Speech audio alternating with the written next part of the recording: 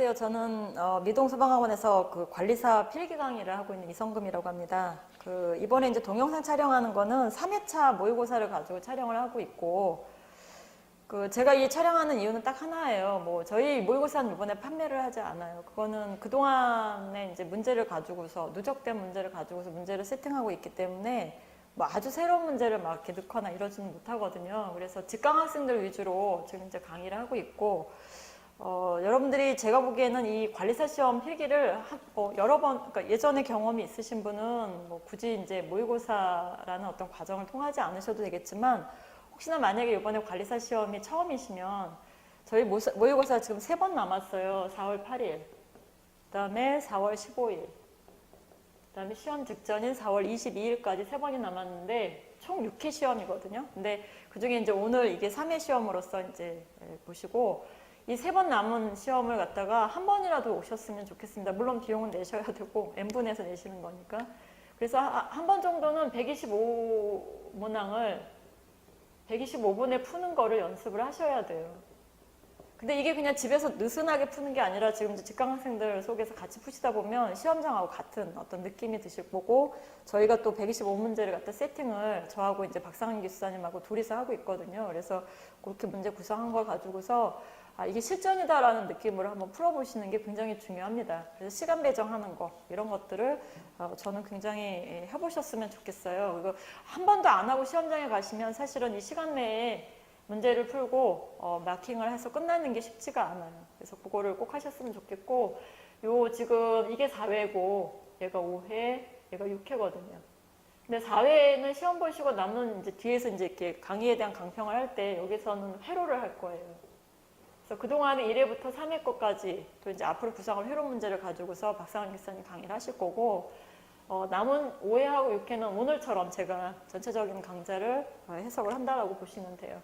그러니까 사실은 정규나 특강 문제처럼 이렇게 푸는 게 아니라 이 문제는 이런 어떤 의미에서 구성을 했고, 또 예상 문제는 어떤 식이다, 이런 식의 어떤 얘기들, 또 이런 것들, 아니면은 그동안 빈도수가 많았으니까 이 문제를 좀 더 많이 푸세요. 이렇게 강의를 하고 있으니까 한 번 정도는 오셔서 뭐시건 어쨌든 그래서 오셔서 한번 접근을 해보셨으면 좋겠습니다. 그래서 강의 시간은 일요일날 오후 2시부터 하거든요. 오후 2시에. 그러니까 식사시죠. 그래서 저녁 한 7시까지.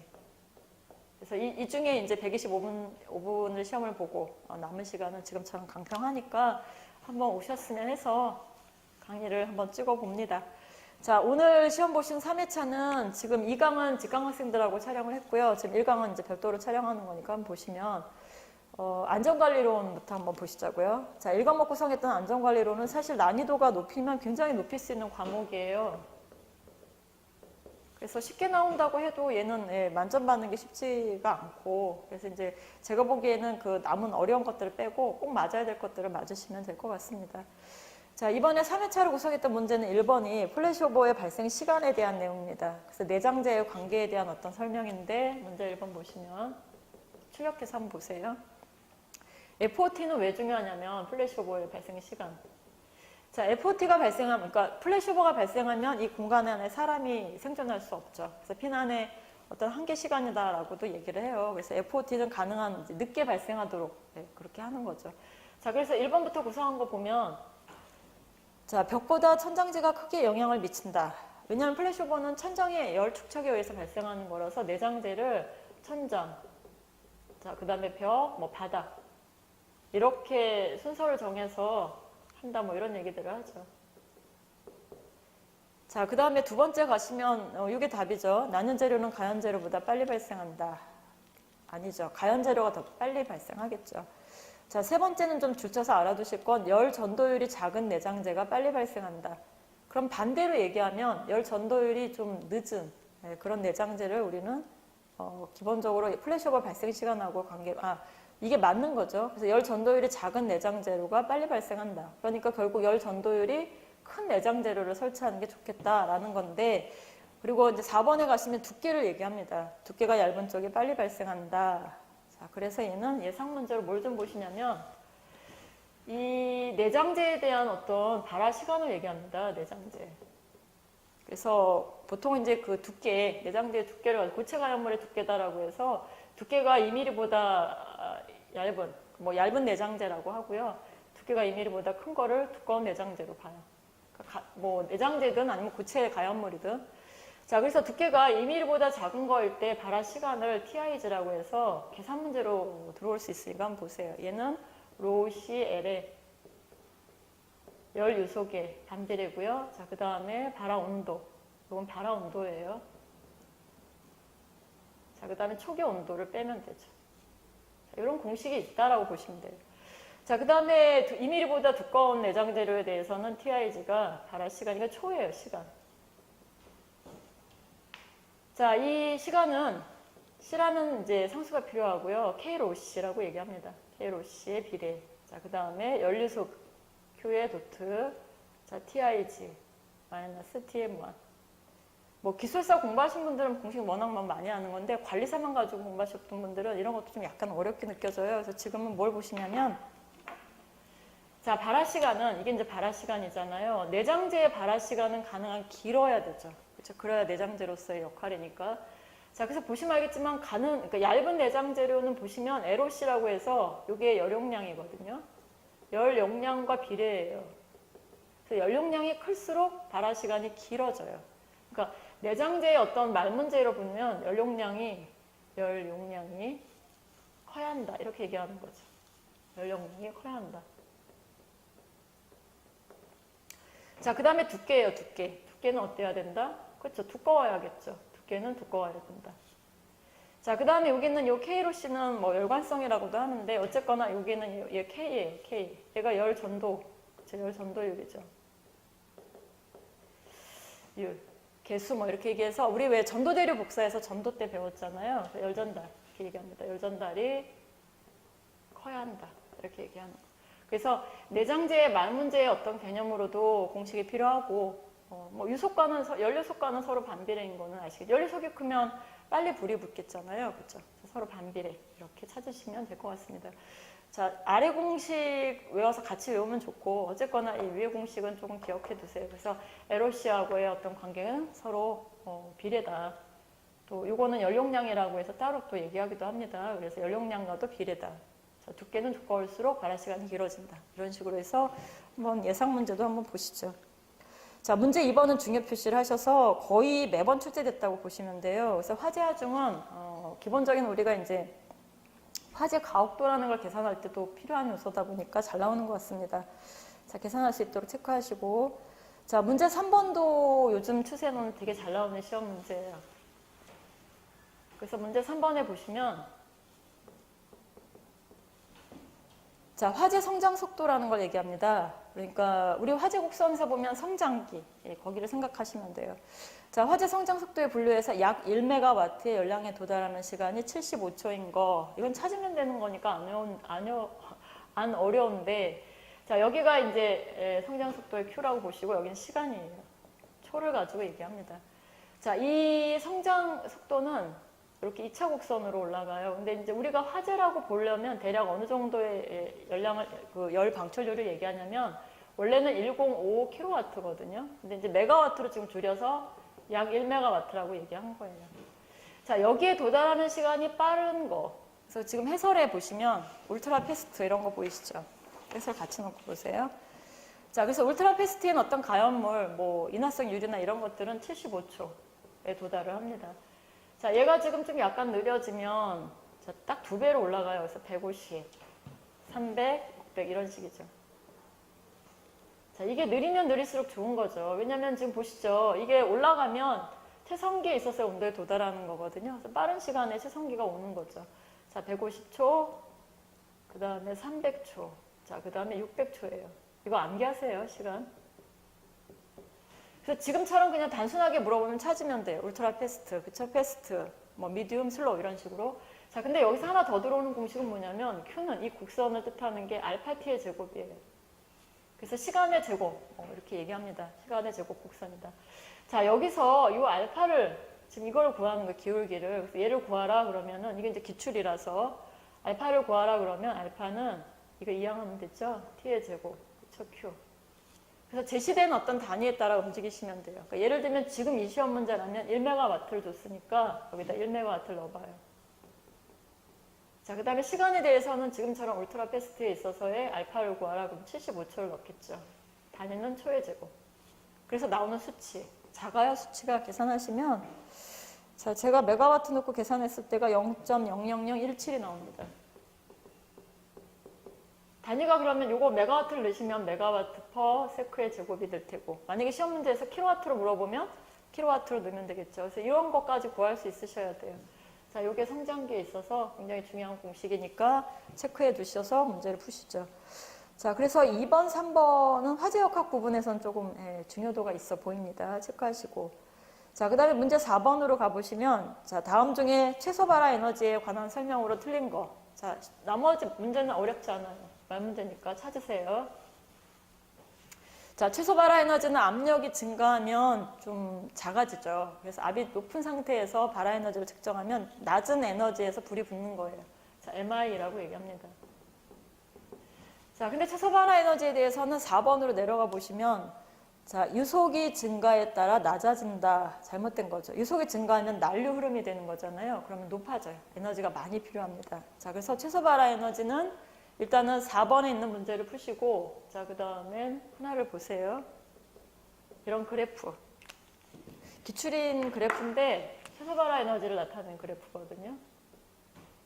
그래서 여기가 에너지고요. 에너지 준이라고 보시면 돼요. 그래서 반응계, 발화 에너지가 좋아져서 생성계. 여기를 뭐 원인계. 그러니까 가연물이라고 보시면 돼요. 뭐 탄소나 수소 이런 것들. 자, 그 다음에 반응 이후에 뭐 결과, 반응물, 이렇게 반응계라고 보시면 돼요.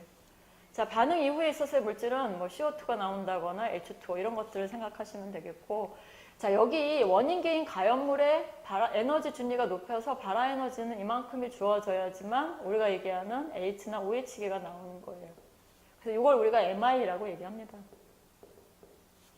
자, 근데 이제 그 전에 기출은 뭐였냐면 그 실제적인 가연물이 타서 반응 시에 있어서의 반응열을 물어봐요. 요게 요거죠. 그래서 여기 높이. 자, 반응열만큼의 어떤 에너지가 발열되면서 우리는 가연물이 지금 나오는 거죠. 자, 그래서 이렇게 뭔가 반응이 있어서의 그러니까 가연물이 연소해서 나온 어떤 반응 물질들이 나오기 위해서는 반응열이 바깥으로, 열이 방산이 되는 거죠. 자, 그래서 아무튼 MI에 있어서의 온도를 나타나는 건 이거고요. 반응열은 이거다라는 걸 봐두세요. 자, 그 다음에 여기서 하나 더 들어갈 건 뭐냐면 우리가 촉매냐 아니면 정촉매냐 부촉매냐를 얘기하는데, 자, 부촉매라는 건 기본적으로 이 지금 연소가 잘 안 일어나게 하는 거잖아요. 그래서 부촉매는 이 MI를 높게 하는 거예요. 그래서 이게 부촉매예요. 자, 정촉매라는 건 작은 에너지에서 연소가 뭔가 촉매에 의해서 빨리빨리 일어나는 거죠. 자, 그래서 이게 정촉매. 그렇게 얘기를 합니다. 자, 이 그래프, 이 그림은 조금 기억해 두시면 좋겠어요. 그래서 MI, 얘가 이제 출제됐으니까 MI를 좀 알아두세요. MI는 요거예요. 여기서부터 여기를 최소 발화 에너지다라고 얘기합니다. 자, 생성계, 뭐 반응계 이런 거 보시고.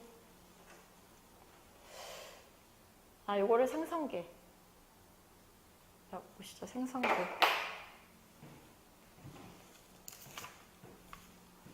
반응계, 생성계? 아무튼 생성계. 자, 그 다음에 문제 5번 넘어가겠습니다. 뭐 화재 분류는 워낙 아시는 거니까. 자, 그리고 문제 6번에 가보시면 포소화약제 주된 소화 원리는 질식이 기본이에요. 물론 냉각 효과도 있습니다. 네, 그래서 질식 찾으시면 되고.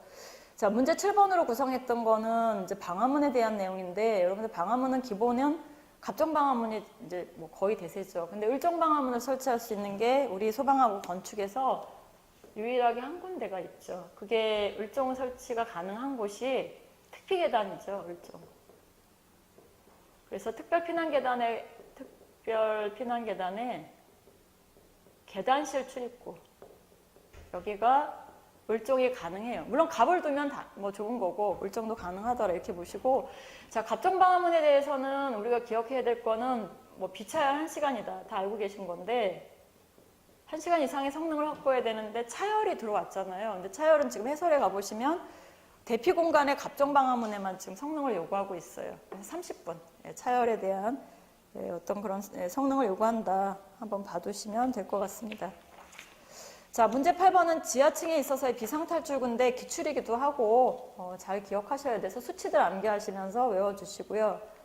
자, 9번이나 10번은 패스할 수 있을 것 같습니다. 자, 해설 다 있으니까 해설 보시면 되고, 자, 11번이 중요해요, 여러분들. 이 화상이 의외로 되게 많이 나왔었거든요. 근데 우리가 간호학 시험을 보는 것도 아니고 화상의 정도로 깊이 들어갈 필요는 없는데 의외로 굉장히 난이도가 있어요. 그래서 지금 이제 1회부터 계속 구성한 문제 중에 지금 3회에서 구성했던 걸 보면 얘가 기출인데, 자, 15% 미만의 부분층 화상, 50% 이하의 표층 화상을 경증 화상이라 한다.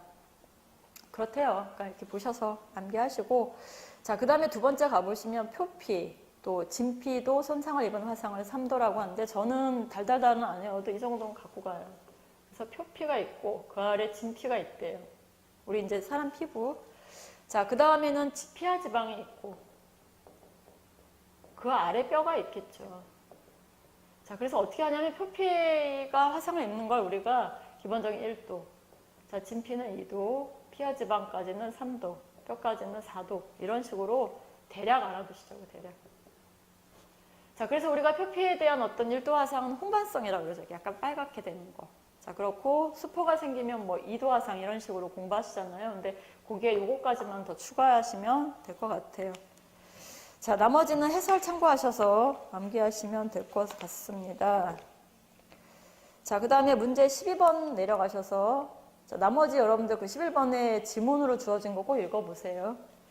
10% 이상의 전증 화상을 중증 화상이라 한다, 이런 것들 그때 보시면 돼요. 자, 그 다음에 그 아래 문제 12번 중요 표시하셔서 굴뚝 효과에 대한 내용을 한번 보시죠. 자, 굴뚝 효과에 나타나는 중성대에 관계되는 설명으로 틀린 거. 자, 이 굴뚝 효과에 대한 부분은, 근데 이거는 약간 좀 지문을 보시면 1번이 건물 내의 기류는 항상 중성대의 하부에서 상부로 이동한다. 이 항상이란 말 때문에 좀 틀린 거라고 보여집니다. 나머지는 다 맞으니까. 그래서 문제 12번에 우리가 굴뚝 효과는 기본적인 중성대를 기점으로 해서요. 상부는 나가고, 그쵸? 하부는 들어오죠. 자, 그래서 이 굴뚝 효과가 일어나는 가장 큰, 즉 상승 기류가 일어나는 가장 큰 원인은 실내 온도가 실외 온도보다 높을 때예요. 그러니까 화재가 나서 공간 안에 온도가 높아지면 밀도차가 생기는 거죠. 자, 그래서 위로 올라간 공기는 바깥으로 나가는데 이 나가는 압력, 여기 압력차거든요. 자, 얘를 구하는 공식은 하나 갖고 계세요. 3460. 자, 이 중에서 낮은 온도를 앞쪽에 쓰시면 돼요. T의 바깥 온도, T의 인. 자, 이렇게 빼시고 H. 자, 이 H는 중성대로부터의 높이예요. 요 H. 그러니까 중성대로부터 어디에 있느냐가 중요한 거죠. 자, 중성대로부터 가장 높은 게 가장 크죠. 델타 P가. 자, 그런 식으로 중성대로부터의 높이가 압력차에 영향을 줍니다. 이 압력차에 의해서 바깥으로 나가는 속도가 결정되거든요. 그래서 아무튼 이 공식은 굴뚝 효과에서 하나 갖고 계시고, 이 문제에서 잘못됐다라는 어떤 틀린 것을 골라라는, 아까 얘기했지만 건물 내의 기류가 항상 이렇게 위로만 올라가는 건 아니죠. 역굴뚝 효과도 있잖아요. 아래로 내려올 때. 어떨 때냐면 내부의 온도가 외부의 온도에 비해서 낮을 때. 여름철, 냉방이 잘 되는 그런 것들. 이런 걸 역굴뚝 효과라고 하죠. 역굴뚝. 안 쓰겠습니다. 아시죠? 자, 그래서 이건 항상이란 말 때문에 그렇게 보시는 것 같아요. 자, 나머지는 읽으셔서 알고 계시면 되겠고. 자, 13번에 가보시면 르샤틀레식이 있습니다. 여러분, 르샤틀레식도 기출인데, 자, 여기는 조심하실 건 해답의 공식 보시면서 보세요. 자, 얘는 그 가연성 혼합기체에서의 연소 하한이나 상한을 구하는 공식이잖아요. 그래서 꼭 가연성이어야 돼요. 가연성. 자, 그래서 보통 우리가 이제 이 르샤틀레식에 보면 위에를 100이라고 쓰는데 100이라고 쓰지 마시고 가연성 혼합기체에 부피를 더한다라고 생각하시면 돼요. 그래서 가연성 혼합기체가 아닌 건 포함하면 안 돼요.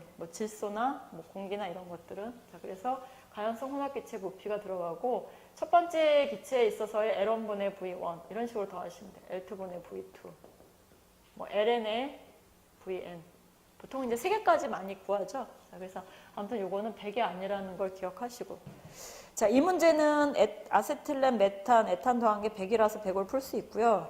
그렇지 않을 수도 있다는 거 기억하시고, 자, 문제 14번으로 가겠습니다. 이렇게 빨리빨리 분석만 합니다. 자, 소화 원래에 해당하지 않는 거라고 했는데, 자, 첫 번째, 연소의 연쇄 반응을 차단하는 거. 그쵸, 억제 소화죠. 또 뭐 부촉매 소화 이렇게 얘기합니다. 자, 두 번째 가보시면, 한계 산소 지수를 낮추도록 한다라고 되어 있는데, 한계 산소 지수가 LOI죠. 여러분, 이 LOI는 어디에도 있냐면, 우리 왜 그 안전기준에도 있어요. 그래서 연소방지 설비에 있습니다. 공부하신 분들 기억나실 거예요. 그래서 연소방지에 있어서의 어떤 뭐 그 난연 테이프 이런 것들. 자, 이 LOI 값을 가지고 얘기를 해요. 그래서 이 LOI가 뭐 28 이상인 걸 써야 된다, 뭐 이런 것들. 판단 기준인 거죠.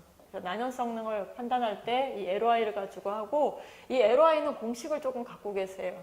N2, 질소의 유량, 산소의 유량분의 산소의 유량 곱하기 100.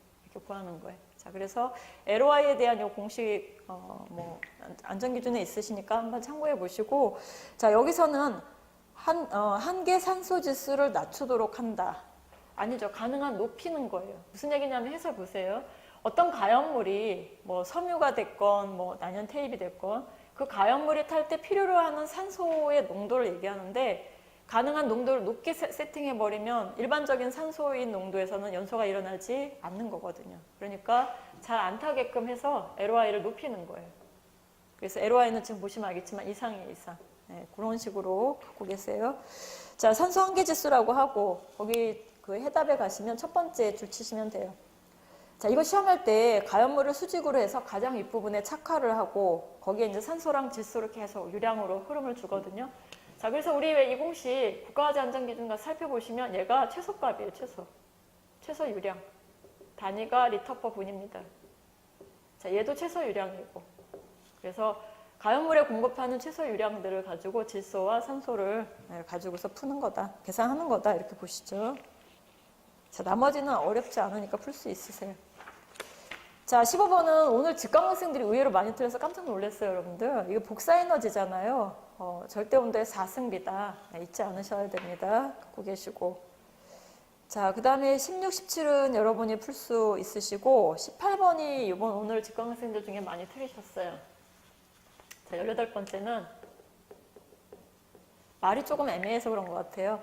자, 건축물의 공간적 대응으로서의 대항성에 대한 부분을 찾으라. 이렇게 되어 있는데, 자, 우리 이 공간적, 아까 뭔가 이렇게 건축에 대한 어떤 부분에서 용어에서는 세 가지 용어를 좀 정리하시면, 1회 때도 제가 구성했던 문제 중에 하나인데요. 대항성이라는 게 있고, 또 회피성.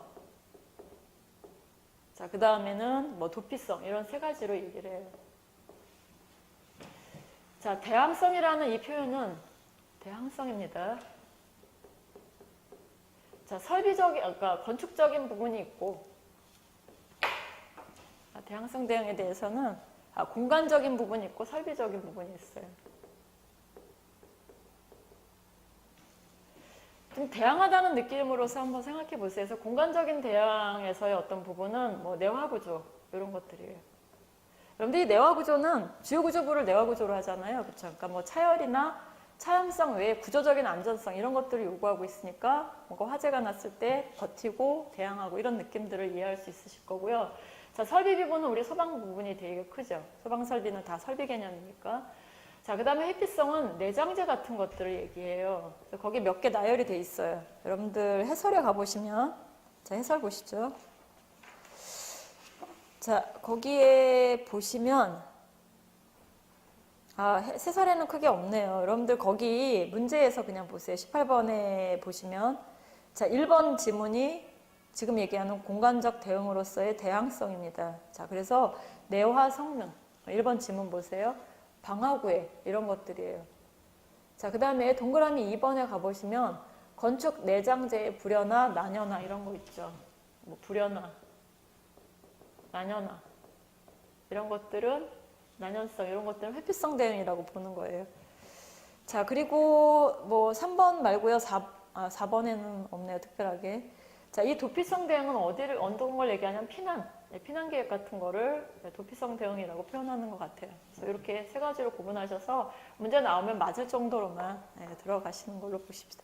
그리고 보통은 이제 이 공간적 대응에 대한 이 부분에 대해서는 뭐 패시브적이다라고 얘기하고, 그다음에 이제 설비적인 부분을 뭐 액티브다라고 얘기하기도 합니다. 찾으면 되고. 자, 19번 문제 그램의 법칙 찾으시면 되겠습니다. 분자량의 제곱근의 반비례. 자, 20번에 가셔서는 목재 연소 과정에 대한 부분은 마지막에 4번에 가셔서 적어도 바라운드 정도는 암기하고 계셔야 돼요. 그래서 보통은 420에서 470이라고 얘기하는데 해설 보세요. 420에서 470. 자, 그런데 대략 약 한 450 정도는 기억하셔야 돼요. 그래서 목재의 바라운드 암기해 두시고. 자, 그 다음에 21번이 훈소를 얘기합니다. 문제 21번. 훈소. 자, 여러분들 훈소는 고체 가연물이 그죠? 표면에서 느리게 연소하는 어떤 연소 형태를 뜻해요. 산소랑 직접 만나는 부분에서. 자, 그래서 얘는 지금 기출 문제가 뭐였냐면 훈소에 있어서 연소 속도가 나왔어요. 1에서 5mm 정도예요, 분당. 물론 단위 다르게 주면 환산하셔 쓰시면 되고. 자, 느리게 연소한다는 거예요. 느리게. 아주 서서히 느리게. 자, 그러니까 당연히 열 방출률이 어떻다? 낮을 수밖에 없죠. 방출률. 이게 낮아요. 물론 온도도 높게 올라가는 게 아니고 불꽃 화재처럼.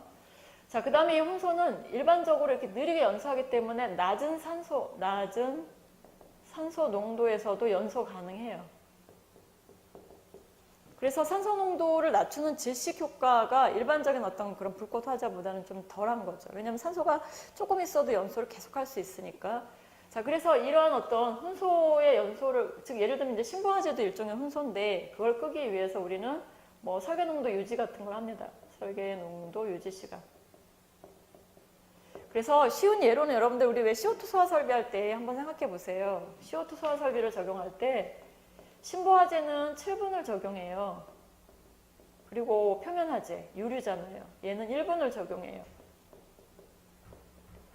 물론 신부화재는 뭐 그 2분 이내에 30%에 도달해야 된다 이런 어떤 부가적인 부분도 있는데, 자, 이렇게 신부화재가 표면화재보다 과연 화재가 위험해서 그럼 7분이냐? 그건 아니죠. 유리가 훨씬 더 위험하잖아요. 네, 신부화재의 어떤 의미는 지금처럼 이런 것들이에요. 그래서 이 안으로 타들어가는 어떤 재발화가 일어날 수 있는 그런 가연물들에 대해서 지금 보시다시피 좀 오랜 시간, 처음에 많은 약재를 뿌려서 오랜 시간 농도를 유지하면서 재발화를 방지한다. 그런 개념입니다. 자, 이렇게 잡으셔서 말 흐름으로 좀 알아두시자고요. 자, 나머지는 할 거 없을 것 같아요. 이거 보시고. 자, 그 다음에 22번으로 가보시면 고체 연소 형태를 얘기합니다. 자, 이 증발 연소는 원래 액체의 대표적인 연소예요. 자, 봅시다. 예를 들면 고체 연소 형태의 대표는 분해 연소가 대표고요. 그러니까 가연물이 열분해하면서 뭐 H나 OH기가 나와서 연소하는 것들이죠. 자, 그 다음에 액체 연소의 대표적인 건 증발. 자, 그 다음에 기체 연소의 대표적인 거는 뭐 확산. 또 미리 섞여 있다가 폭발하는 건 뭐 예혼합 이렇게 얘기하죠. 자, 고체 가연물에 있어서의 대표적인 연소는 분해인데 화염이 없는 상태에 뭐 예를 들면 뭐 무염 연소라든가 이런 것도 있을 수 있고요. 또 하나는 고체 연소 중에 증발 연소하는 것도 있다는 거예요. 근데 증발 연소는 액체의 대표적인 거라 그랬죠. 그래서 액체의 대표적인 건 상변화. 액체에서 기체로. 상변화하면서 연소하는 뭐 일반적인 유류가 다 거기에 해당해요. 액체에서 기체로 상변화하는 거. 자, 그럼 고체에서 증발은 상변화가 고체에서 스타트. 액체, 기체로 가는 것들이에요. 자, 얘는 외워야죠.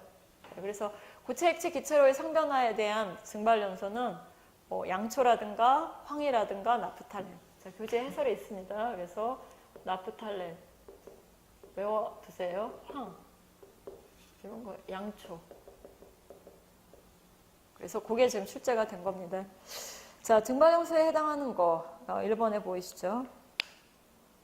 자, 그 다음 23 풀 수 있고, 자, 24번으로 가보시면, 자, 표준시간 온도곡선이라고 우리가 암기하는 곡선이 있죠. 자, 해설에 있습니다. 각각의 시간에 따른 온도는 뭐 외우셔야 돼요. 물론 공식에 의해서 찾을 수도 있지만 외워두시고. 자, 30분 840, 1시간이 약 925. 자, 2시간 내원은 1010. 자, 3시간이 1050 이렇게 외우고 계십니다. 자, 그런데 여기서는 뭘 물어봤냐면 화재 발생 1시간 경과 이후에 불꽃 색깔에 대해서 얘기를 합니다. 그래서 고온부의 색상은 이제 낮은 온도에서 높은 온도의 색상이 대략 구분이 되죠. 해설 보시죠. 단독 문제로도 나온 적이 있어요. 그래서 암적색은 대략 이렇게 낮은 쪽, 약 700. 또 가장 높은 온도가 휘백색이라고 해서 1500도까지를 얘기하는데 그 사이의 온도들을 좀 나열했죠. 근데 저는 사실 이런 문제 개인적으로 별로 좋아하진 않은데 어쨌거나 이제 시중에 있는 문제니까. 자, 암적색일 때가 700, 적색일 때가 약 850. 그러면 적색일 때가 대략 우리 지금 시간으로 본다면 850이니까 한 30분 내와 정도가 되겠네요. 그쵸? 자, 그 다음에 휘적색이 되게 되면 950도까지를 얘기합니다. 그러니까 뭐 약으로 보는 거라 내와 1시간 정도가 휘적색으로 보시면 되겠어요. 그래서 24번 문제 답은 휘적색이에요. 휘적색. 그럼 만약에 30분을 찾으라 그러면 적색을 찾았으면 되겠죠. 적색. 그 정도 알아둡시다. 자, 그리고 가장 높은 온도 알아두세요. 백색계열. 그러니까 빛이 섞이면 흰색이 되잖아요. 자, 그래서 높은 온도가 휘백색입니다. 자, 그리고 이제 마지막 25번으로 가시죠. 여러분 25번은 이것도 뭐 워낙 화재역학에서 많이 얘기하니까. 자, 해설 놓고 보세요. 폭발 한계와 완전 연소 조성 한계 존스식을 이용해서 부탄의 폭발 한계는 얼마인가? 자, 부탄의 폭발 한계를 암기하고 계시면 굳이 공식을 고민할 필요도 없어요. 그래서 부탄은 1.8에서 8.4예요. 10호의 H10. 1.8에서 8.4. 자, 그런데 만약에 이걸 모른다라고 전제하고 이제 이 문제를 접근하시면, 자, 존스식은 알고 계셔야 돼요. 그래서 LFL일 때 UFL을 찾는데 0.55 곱하기 CST. 자, 얘는 3.5 곱하기 CST예요. 자, 그럼 존스식을 이용해서 이걸 찾으려면 CST인 양론 혼합이 있어야죠. 그래서 CST를 구하는 공식은 자, 양론혼합이라는 건 연소 하한과 상한 중에 가장 농도가 잘 섞여 있는 부분이죠. 자, 그래서 연료의 몰수 플러스 공기 몰수. 우리 왜 이렇게 연소 그래프 아시죠? 자, 증격선 있고 하한과 상한이 있고. 자, 여기에 중간 정도. 제가 오전부터 지금 계속 강의를 해서 목이 좀 쉬어서요. 자, 이 가장 잘 섞여있는 여기를 찾는 거예요. 그래서 연료몰수, 공기몰수분의 연료몰수. 이렇게 찾으면 되겠어요. 곱하기 100. 자, 그러니까 CST를 구하기, 이건 단독 문제로 이건 나올 수 있겠죠. 자, CST를 구한다는 건 결국 완전 연소식이 있어서 몰비를 아셔야 합니다. 자, 그래서 부탄, 교재 해답 보세요. 자, C4의 H10, 부탄을 가지고서 완전 연소식을 한번 구해보시죠. 자, O2. 자, CO2하고 완전 연소시 H2O가 나온다. 자, 저 같은 경우는 공식으로 안 하고 그냥 찾아요. 탄소가 4개니까 얘부터 맞춰요. 자, 그 다음에 수소가 10개죠. 그래서 기본적으로 수소를 맞춰요. 10개. 자, 그 다음에 여기서 나오는 산소를 찾는 거예요. 8개. 몰비로 이제 8. 자, 그 다음에 얘는 5이죠. 그래서 13이 나왔거든요. 자, 그럼 얘를 그때 맞추는 거예요. 여기에 이제 13이 나오게 하기 위해선 뒤에 2가 있기 때문에, 그쵸? 2가 지워지도록 해줘야죠. 2분의 13이에요. 그게 6.5겠죠. 자, 결국은 여러분들 부탄 1몰은 산소 6.5몰과 완전 연소, 그러니까 섞여서 완전 연소를 합니다. 자, 그럼 여기다 대입하기 위해서는 공기몰수가 필요한 것이지 산소몰이 아니죠. 자, 그래서 공기몰은 알아두셔야 돼요, 이 정도는. 0.21분의 산소몰입니다. 우리 포수화 약제도 여러분들 그 약제의 팽창대 같은 거 구할 때 약제의 농도분의 약제량 하면 수용액량이 나오잖아요. 똑같아요. 그래서 공기의 농도분의 산소몰수에서 계산하시면 되죠. 자, 대입해서 구하면 돼요. 자, 연료몰 1몰 갖고 오고. 자, 공기몰은 지금 6.5가 산소몰이니까 6.5를 0.21로 나누면 되고, 그쵸? 산소를 21%로 하라고 했으니까. 안 줘도 뭐 이렇게 알고 계셔야죠. 자, 1 곱하기 100. 자, 그러면 CST를 구할 수 있어요. 자, 구하면 대입만 하시면 되니까 풀어주시죠. 그래서 이거는 CST는 단독 문제로 나올 수 있어서 제가 강의한 거니까 갖고 가시고. 자, 그래서 1교시에 대한 1과목은 이 정도로 하고요. 자, 2과목으로 넘어가시면 자, 소방수리학, 약체화학, 소방전기인데 저는 개인적으로 소방수리학이 제가 강의해서가 아니라 실제로 점수 따기는 여러분들 이 과목에서는 수리학이 조금 유리해요. 물론 약재는 당연히 맞추셔야 되고 회로가 의외로 저는 좀 어렵다라고 느껴요. 물론 이제 전기가 전공이신 분은 예외예요. 그래서 아까도 얘기했지만 4월 8일 날 회로만 이제 모아서 강의를 하실 거라서 시간 되시면 그때 한번 오셔서 이제 이렇게 접수하시고 강의를 들으시면 좋을 것 같고, 자, 이 과목에 대한 소방 수리학 부분은 자, 저는 수리학 쪽하고 약재만 좀 봐드릴게요. 자, 보시면 26번 문제는 중요 표시를 하셔서 수리학에서 여러분 연력학 법칙 시험 문제가 한 2개 정도를 예측하셔야 돼요. 그 중에 잘 나오는 게 연력학 법칙입니다. 자, 그래서 해설에 넣은 거 가지고 잠깐만 설명드릴게요. 자, 연력학 법칙은 0법칙, 1법칙, 2법칙, 3법칙 이렇게 얘기합니다. 자, 0법칙은 열평형이라는 거에 가셔서 줄 치시고요. 보통 이제 온도평형, 열평형 이렇게 얘기하고 그 왜 온도계의 어떤 원리 또 이제 더운 물을 찬물하고 섞었을 때 뭐 그런 거 이런 것들을 얘기합니다.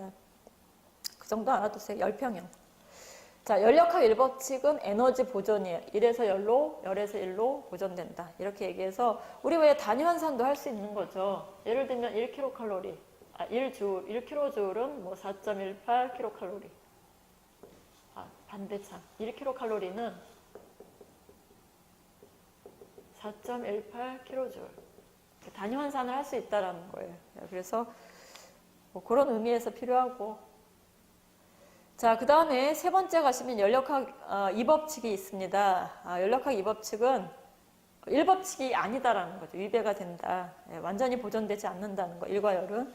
자, 외부에서 열을 가하지 않는 한 항상 고온에서 저온으로 흐른다. 즉 열은 스스로 저온에서 고온으로 절대로 흐르지 않는다라는 법칙이고요. 자, 1, 2, 3을 좀 알아두세요. 열을 완전히 1로 바꿀 수 있는 열기관은 만들 수 없다. 그러니까 이론적으로는 뭐 1법칙에서 그렇게 한다라고 얘기하지만 실제 그렇지 못하다. 자, 자발적인 변화는 비가역적이다. 여러분, 가역은 갔다가 제자리 돌아오는 거예요. 손실 없이. 근데 비가역은 그렇지 않은 거죠. 자, 세 번째, 엔트로피는 증가하는 방향으로 흐른다라고. 엔트로피는 우리 왜 이제 여기 직강학생들한테 또 자, 1회차 때 제가 구상했던 건데 엔트로피에 대해서는 기본 공식 정도 알아두세요.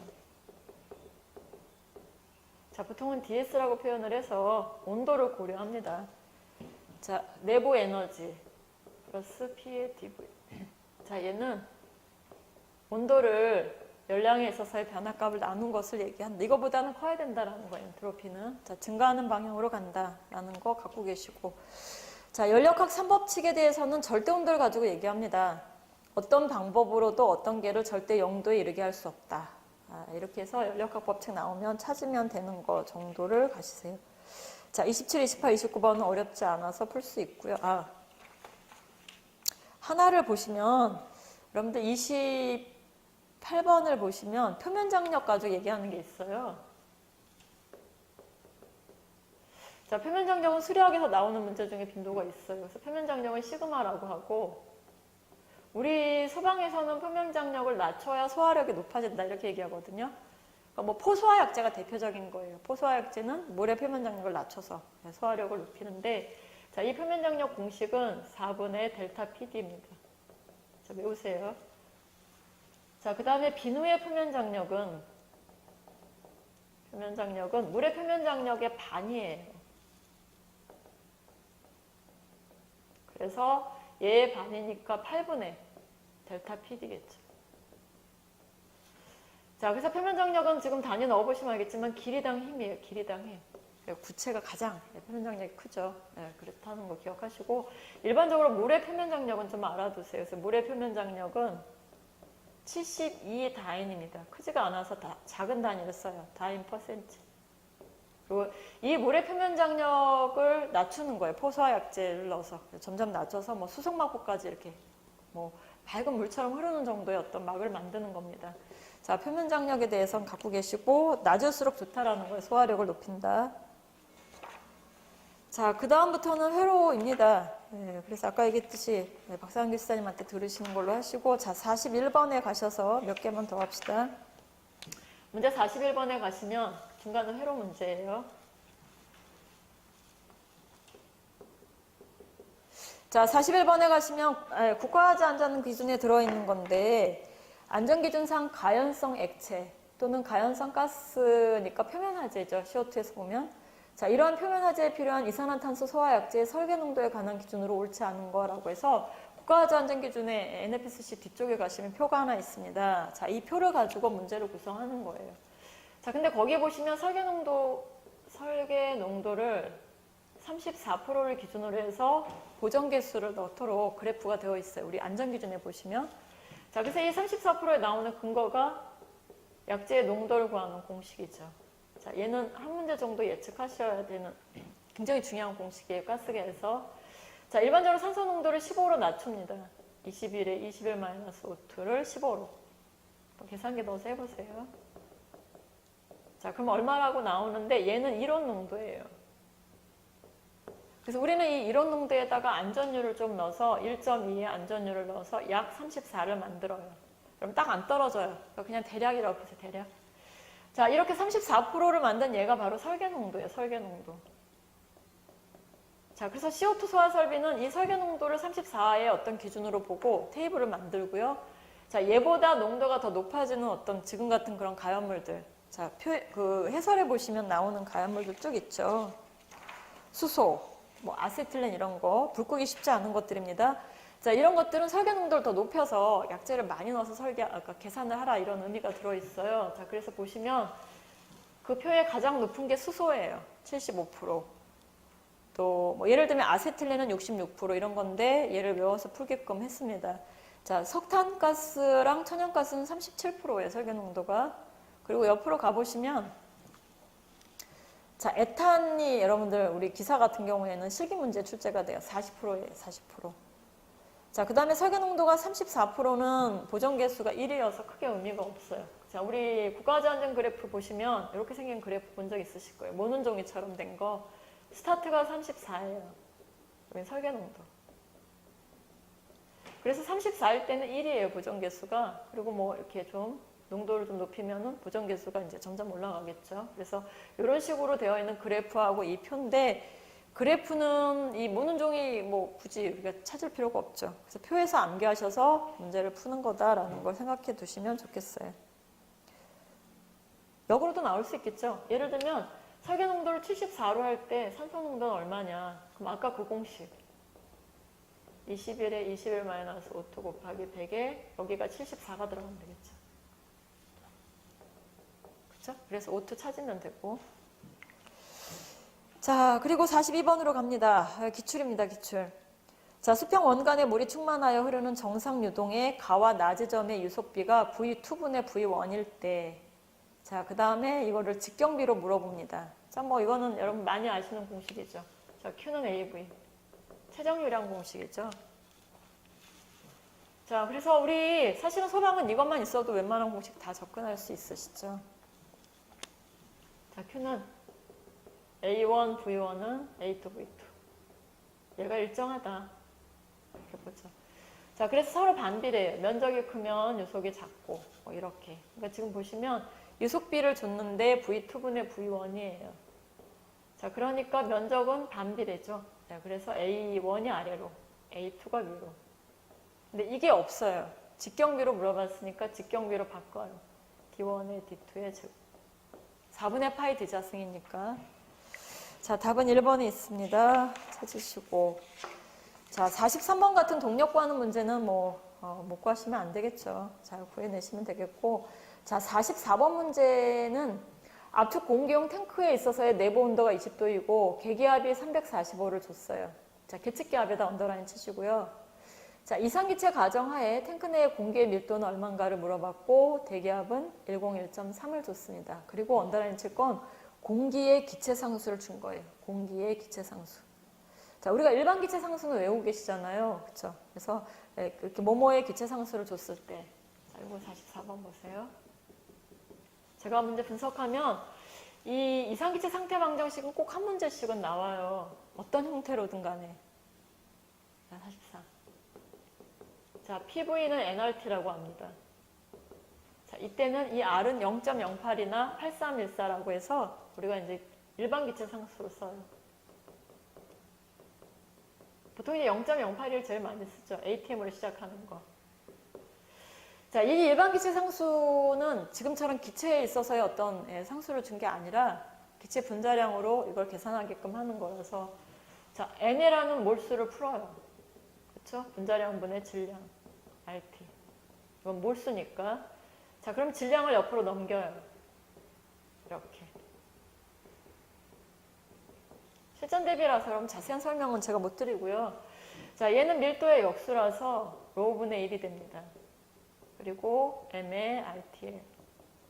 자, 우리는 지금 밀도를 물어봤어요. 밀도. 그래서 밀도를 구하시는데 로우는 RT분의 PM. 자, 이때는 그 공기의 분자량과 일반 기체 상수가 지금 있는 상황인데 문제는 이 두 개를 묶어서 하나로 줬어요. 그래서 무슨 얘기냐면 공기의 분자량으로 일반 기체 상수를 나눈 이 값을 준 거예요. 그러니까 이걸 그냥 하나의 덩어리로 보시는 거고 온도. 자, 그 다음에 압력을 가지고 푸는 겁니다. 자, 그래서 이 공식을 한번 잘 보세요. 자, 이때 압은 중요한 게 지금 보시면 계측기압을 줬기 때문에 절대압으로 푸는 겁니다. 대기압 플러스 계측기압. 진공압은 계측기압을 빼야 되는 거고, 자, 온도는 당연히 절대 온도고. 자, 지금 제가 이렇게 잡아드린 거 있잖아요. 이 사이에 어디에서 들어올 수 있는데 어쨌거나 이게 이상기체 상체 방정식을 가지고 여러 문제 푸는 겁니다. 약제에서도 뭐 나올 수 있고 지금처럼 이제 수리학에서도 풀어줄 수 있으셔야 돼서 하나 갖고 가시고 해설은 여러분 참고하십시다. 자, 그 다음에 45번으로 가보시면 자, 개방된 탱크 내 바닥에 있는 오리피스로부터 물이 8m/s의 초로 흘러나온다. 자, 이때 물의 높이는 약 얼마인가를 물어봤습니다. 여러분 이것도 중요 표시 한 문제 정도는 구성이 된다고 보세요. 보통 토리첼리식이라고 얘기하는 건데 V는 루TGH 공식을 이용하는 겁니다. 그래서 유속을 구하는 어떤 그런 문제에서도 접근하고 지금처럼 수조의 물의 높이가 줬을 때도 구할 수 있어야 돼요. 자, 해설 보시고 앞에 표시하셔서 푸시죠. 자, 46번은 넘어가겠습니다. 아시는 거고 47번에 가보시면 자, 안찌름이 2cm인 노즐을 통해서 초당 0.06의 유량이 흘러나간대요. 그러니까 이거는 초당이니까 유량을 준 거죠. 자, 중요한 건 우리는 1분 이내에 문제를 풀고 마킹까지 끝나야 돼서 굉장히 빠른 시간에 문제를 분석할 수 있으셔야 돼요. 자, 그래서 문제 47번은 자, 이런 노즐이 있어요. 그리고 여기 이제 뭐 호스가 연결되겠죠. 자, 우리 실기 쪽은 여기를 포커스를 둡니다. 그래서 여기를 붙잡고 있는 뭐 소방수의 반동력 이런 걸 얘기하는데 필기는 노즐로부터 물이 나가는 어떤 상황을 생각하세요. 그래서 보통 그동안에 필기에서 잘 나왔던 건 이런 수직으로 세워져 있는 벽에 가서 부딪히는 뭐 충격력 구하라 이런 것들 얘기해요. 자, 근데 이 힘이나 여기서 나가는 추력이나 동일합니다. 이걸 추력. 자, 얘는 충격력. 자, 그 다음에 나가는 것만큼 반작용이 작용하겠죠. 이게 반동력. 그래서 지금 여기서 물어보는 건 여기가 아니라 여기를 고려하면 여기에 압이 또 필요해요. 정압이. 자, 여기를 얘기하는 거예요. 이 노즐에서의 반동력을 구하라. 그래서 이거는 추력 공식을 하고 동일한 공식이에요. 단지 힘의 방향만 다를 뿐이죠. 자, 그때 필요한 게 F는 로큐 델타 V입니다. 자, 그래서 충격력 구하는 것도 이 공식이에요. 한번 보시죠. 자, 그래서 여기서는 지금 로큐 V를 구하는데 V가 없어서 V를 구한 다음에 대입하시면 됩니다. 자, 48번으로 넘어가겠습니다. 이렇게 가서 부딪히는 힘이나 같은 거다라는 거. 자, 48번에 가시면 단면적이 5 곱하기 5 정사각형 관에 유체가 가득 차 흐를 때 수력 지름을 구하라. 보통 반경이라고도 얘기를 합니다. 근데 이제 여기서는 수력 지름을 구하래, 지름.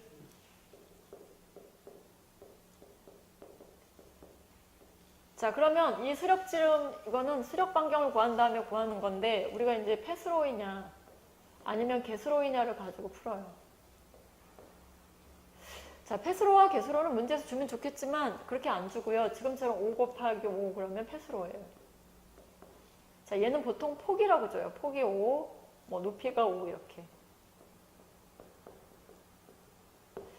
자, 그래서 패스로에 있어서의 수력 반경 Rh는 접수변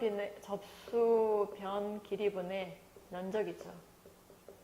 그래서 접수변이 지금 보다시피 요 네 면이 다 접수변이라서 요 네 개를 다 더하시는 거예요. 해답 있으니까 참고하세요. 자, 그 다음 면적 이렇게 하시면 되겠죠. 자, 그런데 이 개수로는 요게 수력 접수변이죠. 이렇게. 그래서 Rh는 5가 이게 만약에 동일하다고 줬다면 5에 5를 줬다면 자, 3개만 더하는 거죠. 하나, 둘, 셋. 자, 그래서 5 더하기 5 더하기 5 곱하기 면적. 자, 아래치가 다르죠. 자, 아무튼 아래치를 구하면 우리는 이걸 가지고서 지름을 만들어요. D. 자, 4 곱하기 아래치. 여러분들 여기 수력반경에서 기억할 건 뭐냐면 왜 우리가 수력반경을 구하냐는 건데 수력반경은 원형이 아닌 배관들을 원형 배관에 쓰는 공식에 대입하기 위해서예요. 그러니까 예를 들면 뭐 레이놀드 같은 거 뮤분의 로우 보이드거든요. 자, 지름이 있어야 문제를 풀거든요. 그러니까 이렇게 직경이 없는 이런 사각 배관에서는 일단은 아래치를 구한 다음에 4배를 하면 직경이 되는 거죠. 그래서 또 이렇게 대입하면 되고 또 달시 같은 것도 기사에서 잘 나와요. F에 뭐 D분의 L에 2G의 V제곱. 자, 여기도 이 D가 보이시죠? 이것도 수량반경에 4배를 해서 대입하시면 되는 겁니다. 자, 아무튼 우리가 기억해야 될 건 폐수로가 됐건 개수로가 됐건 아래치를 구한 다음에 4배를 해야 된다는 거예요. 그러면 지름이 되고 이렇게 지름으로 바꾸면 이제 원형화 시킨 거거든요. 자, 그럼 원형으로 바꾼 다음에 원형이 있는 공식에 다 대입해서 뭐 레이놀드도 구할 수 있고 손실도 구할 수 있고 이렇더라라는 거예요. 여기까지 갖고 계시죠. 자, 그 다음에 50번 들어갑니다. 레이놀드 수에 관한 설명으로 옳은 거 이것도 잘 나오는 시험 문제인데 나머지는 여러분이 푸시고요. 자, 4번으로 내려가세요. 하임계 레이놀드 수는 그래서 하임계 레이놀드 수에 대한 어떤 설명인데 이거를 외우면 많이 헷갈려요. 그래서 어떻게 하시냐면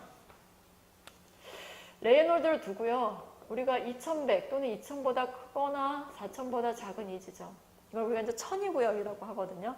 근데 저는 이제 그 얘기를 하는 게 아니라, 자, 레이놀드 수가 이렇게 가는 거. 이게 이제 2100이라고 놓고 보면, 자, 2100을 우리가 하임계라고 얘기해요. 레이놀드 수.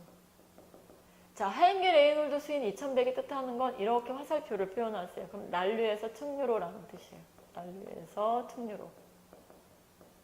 자, 그 다음에 3계 레이놀드 수를 4000이라고 공부하거든요. 얘는 이렇게 해보세요. 자, 그러면 상인계 레이놀드 수가 뜻하는 건 이게 뜻하는 건 측류에서 난류로라고 얘기하는 거죠. 그래서 이거는 외우지 마시고요. 이걸 쓴 다음에 이렇게 하셔야 안 헷갈립니다. 자, 하임계 레이놀드 수는 측류에서 난류로 변할 때 레이놀드다. 아니죠, 반대죠. 하임계 레이놀드는 난류에서 측류로 변할 때의 수입니다. 이런 식으로 말 문제를 찾으시면 될 것 같습니다. 자, 그 다음에 두 번째 강좌에서 법규하고 위험물 촬영을 했습니다. 그러니까 아무튼 거기까지 하시고 구조 원리는 굳이 직강에서도 강의 안 해요. 왜냐하면 구조 원리는 국가화재 안전기준에서 문제가 나오는 거라서 뭐 제가 봤을 때는 굳이 강의해야 될 내용은 없는 것 같습니다. 그렇게 해서 아무튼 이번 3회차 문제를 제가 지금 동영상으로 찍어서 올리는 건 아까도 얘기했던 그 첫 번째 스타트 할 때 그 의미가 있어요. 125문제를 꼭 125분 내에 한번 풀어보시고 마킹하셔서 내가 이 시간에 문제를 풀 수 있는지를 한번 보셨으면 좋겠습니다. 자, 이 두 번째 시간에 법규랑 위험물을 한번 보시는 걸로 하시죠.